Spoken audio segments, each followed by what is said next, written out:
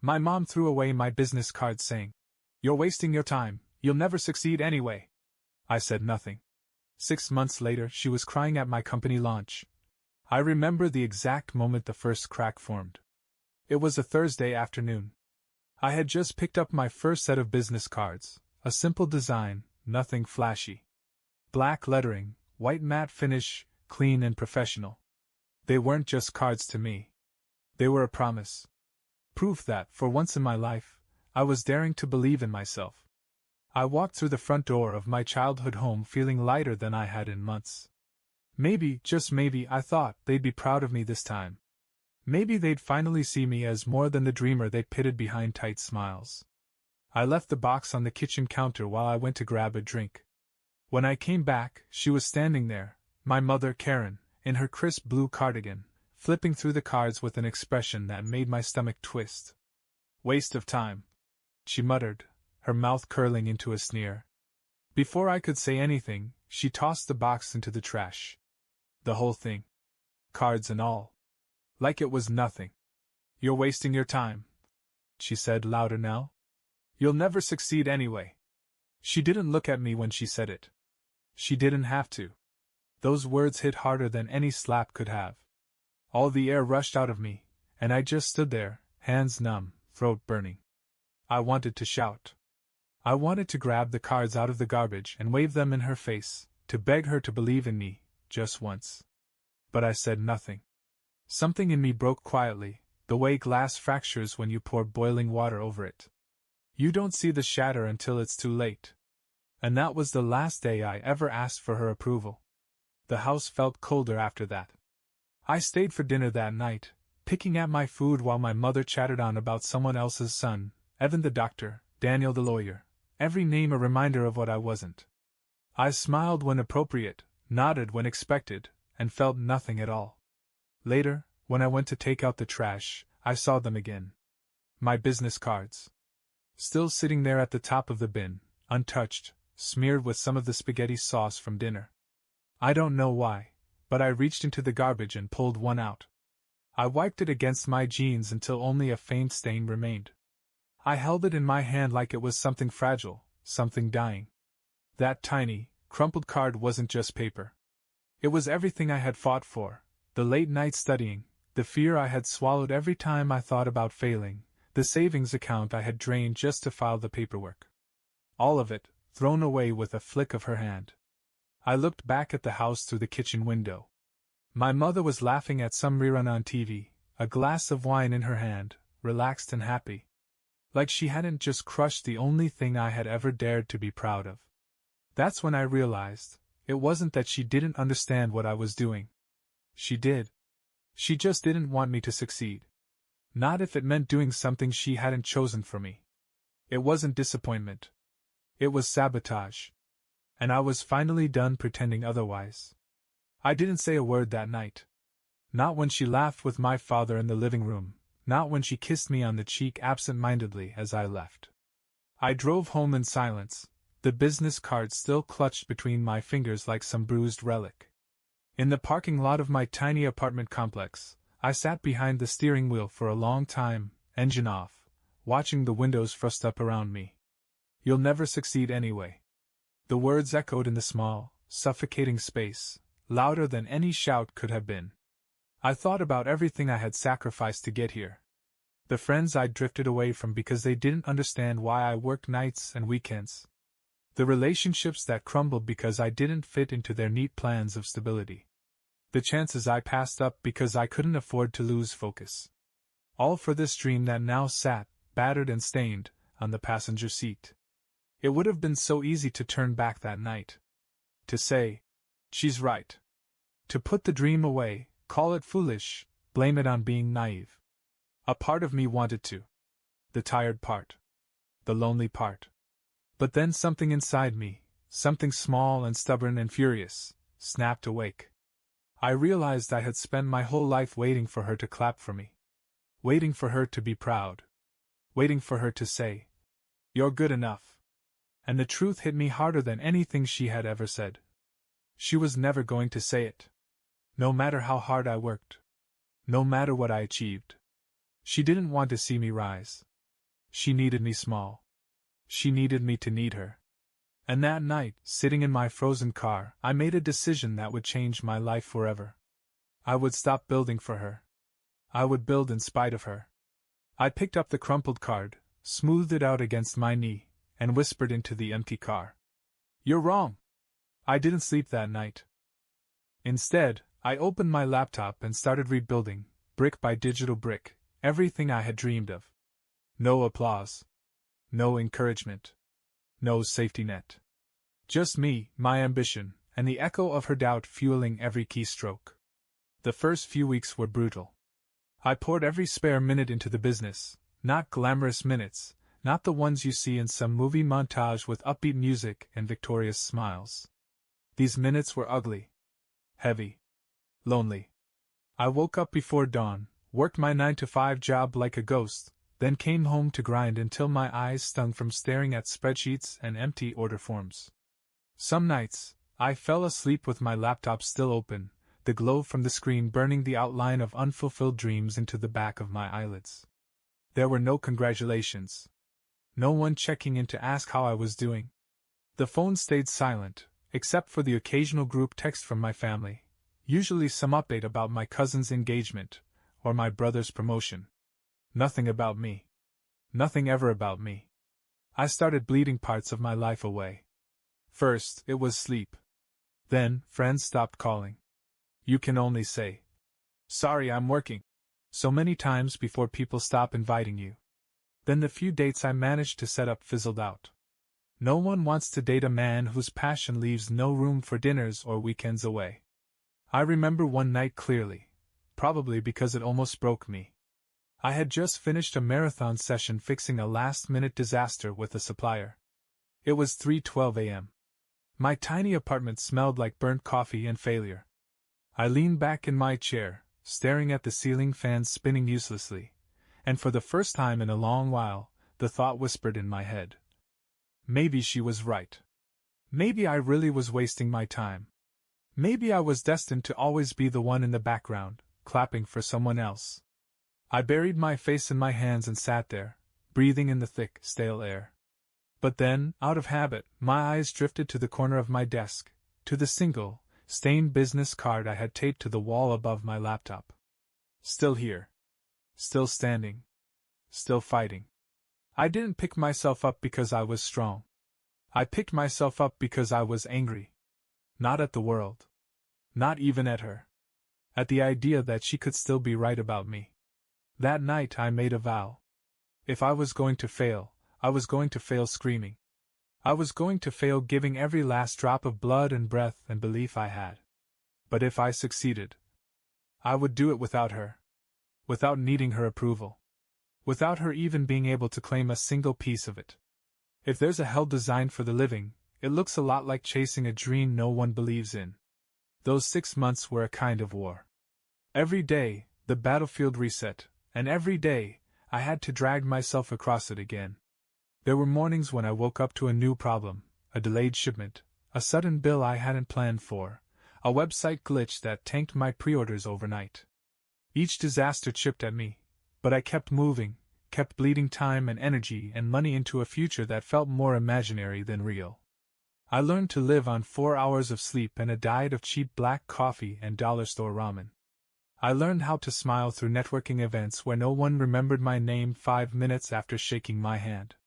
I learned how to swallow every instinct that wanted to scream. Notice me! Please, just notice me! Because no one was coming to save me. Not a single person. There was a day, maybe around month 4, where it almost ended. The account dipped into the negative.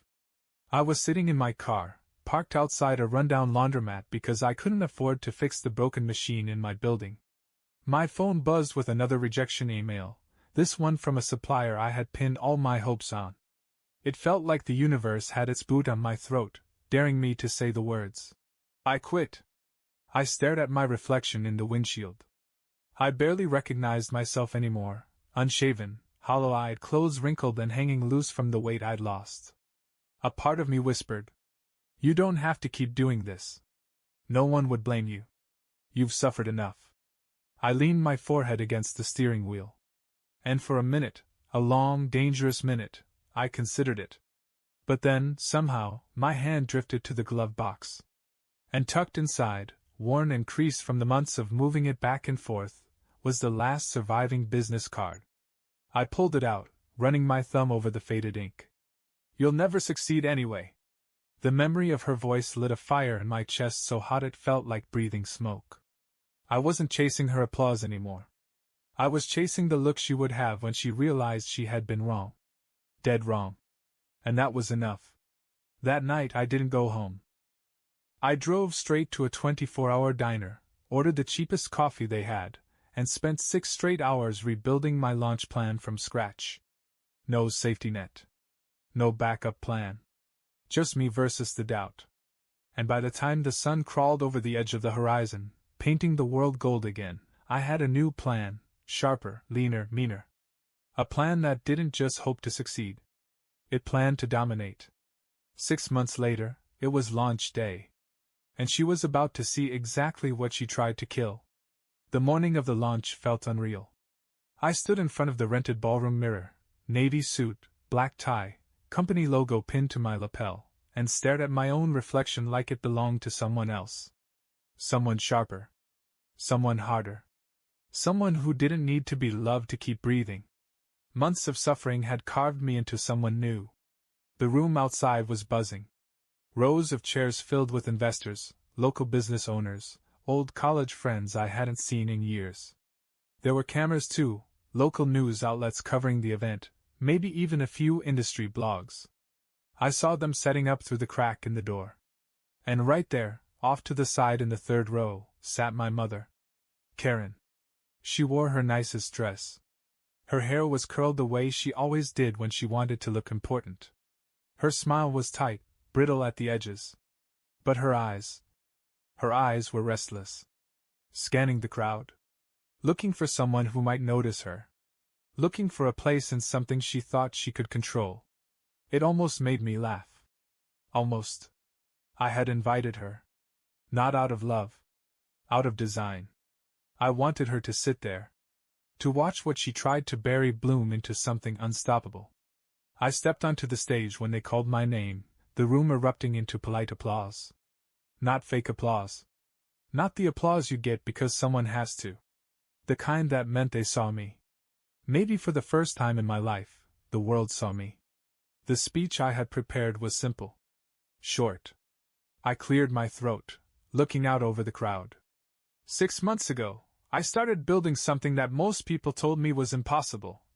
I said, letting my voice steady itself against the silence. They said I was wasting my time. That I would never succeed. I paused, just long enough for the weight of the words to sink in. I didn't name her. I didn't have to. The people who mattered would know. Sometimes, I continued, my voice harder now, the people who are supposed to believe in you are the first to bet against you. Sometimes the closest voices are the ones trying hardest to keep you small. Not because they see your limits, but because they fear what you might become without them. I let the silence stretch, let it fill every corner of the room. I saw her out of the corner of my eye, saw her stiffen, saw the way her hand trembled on the strap of her purse. Today, I said, we're not here because it was easy. We're here because I decided their doubts weren't bigger than my belief. The room burst into applause. Real, raw, earned applause. And for the first time in my life, it wasn't for surviving. It was for winning. The moment I stepped off the stage, she was there. Pushing past people she barely knew, her heels clicking too fast against the polished floor, her eyes wide, not with pride, not with joy. With desperation. "Matthew," she said, her voice trembling as she reached for my arm. For a second, for the briefest second, that old instinct rose up inside me, the boy who wanted his mother to see him. To hug him. To say she was proud. But that boy was gone. Buried under every silent dinner, every dismissive laugh, every crumpled business card. I stepped back, just enough that her hand caught empty air. She faltered, blinking. And for the first time, I saw her clearly, not the woman I had spent my whole life chasing, but just a person. Small. Fragile.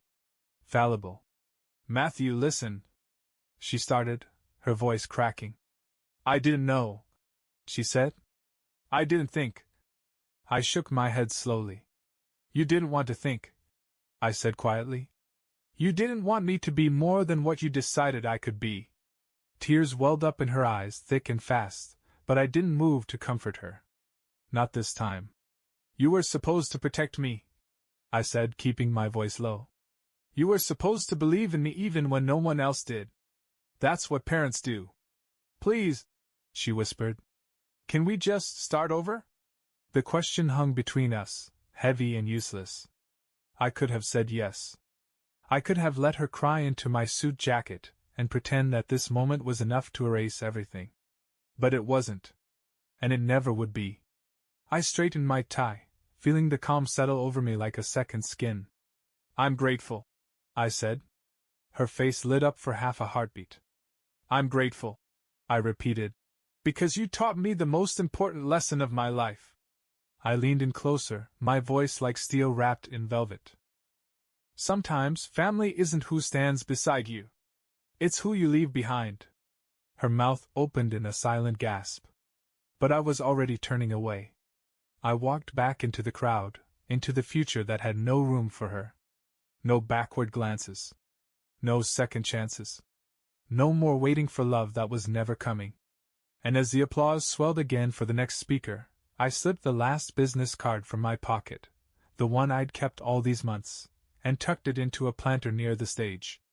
A gravestone for the life I had finally left behind. The days after the launch felt like walking out of a long, dark tunnel into blinding sunlight. Everything looked the same apartment, the same city streets, the same cheap coffee shops, but I wasn't the same. Not anymore. I thought there would be a part of me that missed her. That wondered if I had made the right choice.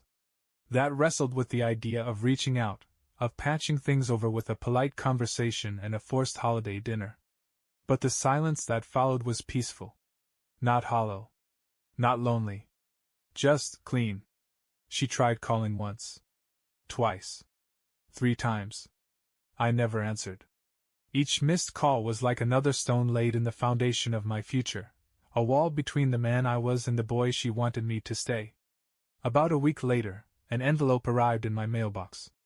No return address, but I knew the handwriting immediately. Tight, controlled cursive, like she thought if she pressed hard enough, she could force me to come back. Inside was a letter. A short one. I'm proud of you, it said. I just didn't know how to show it before. Can we talk? I stood there for a long time, reading the words over and over. Feeling nothing. Not anger. Not sadness. Just clarity. You don't owe someone a second chance just because they finally realized they were wrong. I folded the letter carefully and dropped it into the trash, right on top of a pile of old pizza flyers and junk mail. It belonged there, with all the other things that didn't matter anymore. The weeks turned into months. My company, the one no one believed in, started to grow. Not overnight. Not in some dazzling, overnight success kind of way. It was slow, gritty, and real. The kind of growth that sticks because it's earned, not given. New clients came in, not because of flashy ads or desperate sales pitches, but because of the work. Word spread. Trust built. Bit by bit, brick by brick, the life I had dreamed of began to take shape.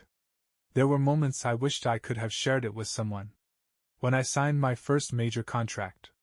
When I got the keys to my first real office, a tiny space downtown that smelled like new paint and fresh starts. When I sat alone at my desk one evening, the city lights glowing outside, and realized I made it. And not once, did I reach for my phone to call her. Not because I was angry. Not because I wanted to punish her. But because I had finally learned. Some victories aren't meant to be shared with the people who doubted you. Some victories are private. Personal. Sacred. I surrounded myself with people who saw me, really saw me, not as a cautionary tale, not as a disappointment, but as someone worth believing in. Friends who celebrated the messy middle, not just the polished ending. Mentors who didn't need me to be anything more than who I was. Family, I realized, isn't always blood. It's who shows up for you when the world turns cold. It's who cheers for you when no one's watching. And the family I chose, the one I built for myself, made the victory sweeter than any hollow applause I could have chased. Some nights, I still find myself staring out at the city skyline, wondering how it all could have been different. If she had believed. If she had just tried. But then I remember. If she had believed in me, I might have stayed small. I might have kept waiting for someone else's permission to live a life worth living. In a strange way, her rejection wasn't the curse I thought it was. It was the beginning of everything.